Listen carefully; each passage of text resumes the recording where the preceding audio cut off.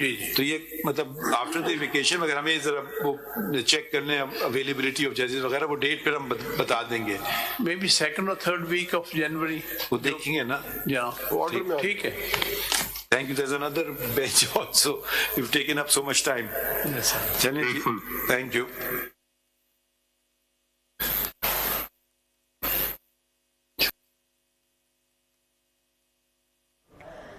Supreme court में साबिक जज शौकत अजीज सिद्दीकी की बरतरफी के खिलाफ केस की समाअत जारी है। चीफ जस्टिस की सरबराही में 5 रुकनी लार्जर बेंच ये समाअत कर रहा है। आपको ये भी बताएं कि समाअत के दौरान चीफ जस्टिस सुप्रीम कोर्ट ने इस्तफसार किया, शौकत अजीज सिद्दीकी ने जो संगीन इल्ज़ामात लगाए उनके नताइज भी संगीन होंगे। सुप्रीम कोर्ट को किसी के मकासद के हुसूल के लिए इस्तेमाल करने की इजाज़त नहीं देंगे। हम किसी एक साइड की तरफदारी नहीं करेंगे। उन्होंने ये भी कहा कि हम आइन के मुताबिक चलेंगे। यह आसान रास्ता नहीं है जिन्हें फरीक बना रहे हैं। क्या वो इक़्तिदार में आना चाहते थे या किसी की सहूलत कारी कर रहे थे।